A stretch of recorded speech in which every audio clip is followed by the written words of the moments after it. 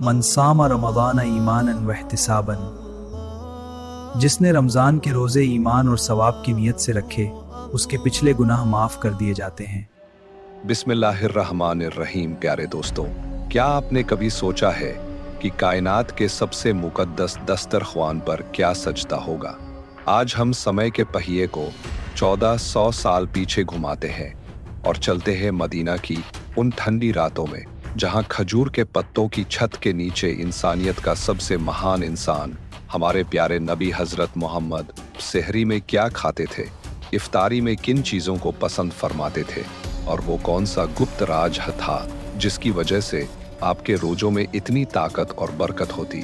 کیا آپ جانتے ہیں کہ ایک بار آپ کی سحری کے وقت اللہ نے وقت کے نظام کو بدل دیا تھا؟ کیا آپ جانتے ہیں کہ آپ کے دسترخوان کی سادگی میں ہی آج کی ماڈرن سائنس کی کامیابی چھپی ہے؟ آج کی اس ویڈیو میں ہم نہ صرف ان 10 پسندیدہ چیزوں کی بات کریں گے جس نے حضرت بلال کو حیران کر دیا تھا۔ اللہ اکبر، اللہ اکبر، اشہد ان لا الہ الا اللہ، اشہد ان محمد رسول اللہ، حی علی الصلاۃ، اللہ اکبر، لا الہ الا اللہ۔ ویڈیو کو آخر تک دیکھیے گا کیونکہ اس 15 منٹ کے سفر کے بعد آپ کا رمضان اور آپ کا روزہ رکھنے کا طریقہ ہمیشہ کے لیے بدل جائے گا۔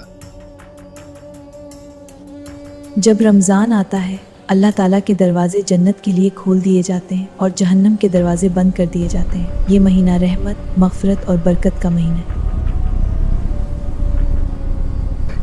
دوستوں، تاریخ گواہ ہے کہ اللہ کے محبوب نے اپنی پوری زندگی میں ہجرت کے بعد کل 9 رمضان گزارے۔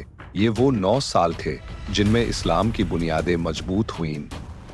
10ویں رمضان کے آنے سے پہلے ہی آپ اس دنیا سے پردہ فرما گئے، لیکن ان 9 سالوں میں آپ نے امت کو وہ طریقہ سکھا دیا جو قیامت تک کے لیے مشعل راہ بن گیا۔ رمضان کے آنے سے پہلے ہی آپ کا چہرہ مبارک خوشی سے چمکنے لگتا تھا۔ شعبان کے مہینے سے ہی آپ کثرت سے روزے رکھتے۔ جب رمضان کا چاند نظر آتا تو آپ صحابہ سے ایک انوکھا سوال کرتے، تم کس کا استقبال کر رہے ہو اور تمہارا کون استقبال کر رہا ہے؟ صحابہ حیران رہ جاتے۔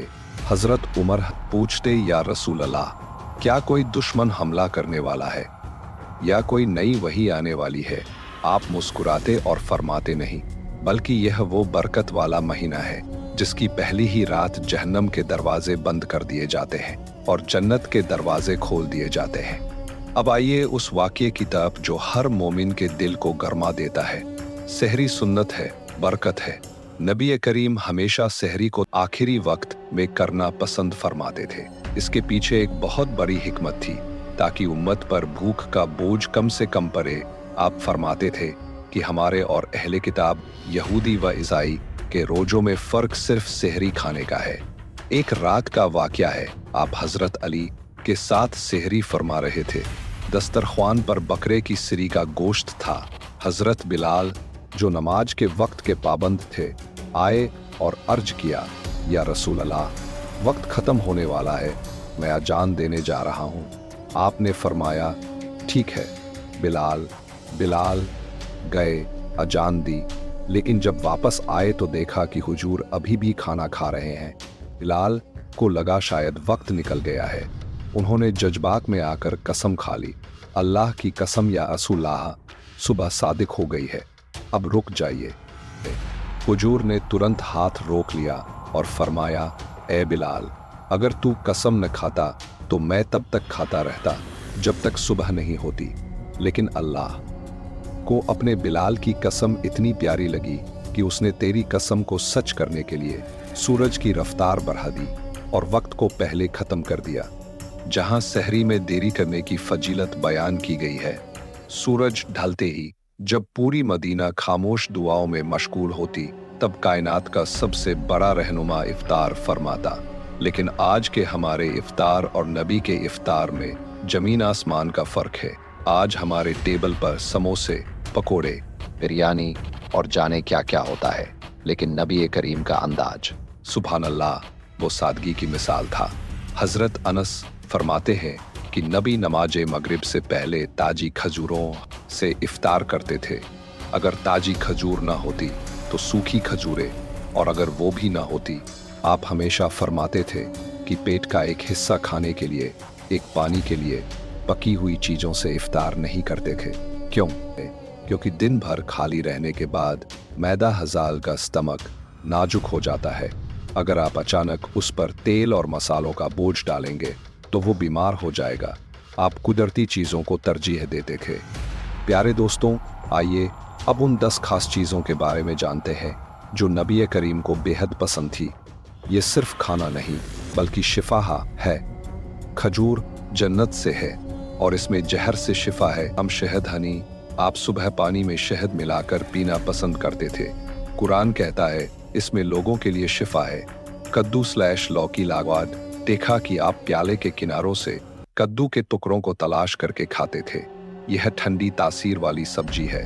जैतून ऑयल आपने फरमाया जैतून का तेल खाओ और इसे लगाओ क्योंकि यह एक मुबारक दरख्त से निकलता है। जौ जा बाली आप जौ की रोटी और जौ का दलिया दलबीना शौक से खाते थे। यह दिल की घबराहट को दूर करता है।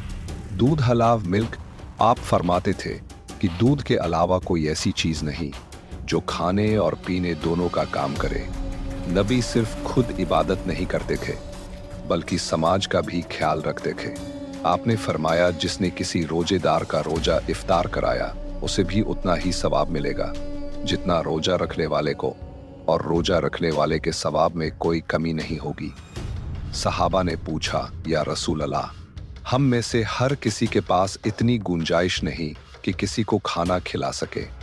आपने दिल जीत लेने वाला जवाब दिया, यह सवाब तो अल्लाह एक खजूर, एक घूंट पानी या एक घूंट दूध पिलाने वाले को भी अता फरमा देता है। प्यारे दोस्तों, नबी पाक की पूरी जिंदगी हमारे लिए एक पैगाम है। सादगी में बरकत है और सुन्नत में सेहत इस रमजान। आइए हम कसम खाए कि हम अपने दस्तरख्वान को दिखावे और भारी खाने से बचाएंगे और सुन्नत नबी को जिंदा करेंगे। अल्लाह ताला हमें इन सुन्नतों पर अमल करने की तौफीक अता फरमाए। अगर आपको यह वीडियो दिल को छू लेने वाली लगी हो तो इसे अपने प्यारों के साथ शेयर करें, कमेंट में आमीन जरूर लिखें और हमारे चैनल ऐसी ही ईमान अफरोज वीडियो के लिए सब्सक्राइब करें। दुआओं में याद रखिएगा। अल्लाह हाफिज, फी अमानिल्लाह।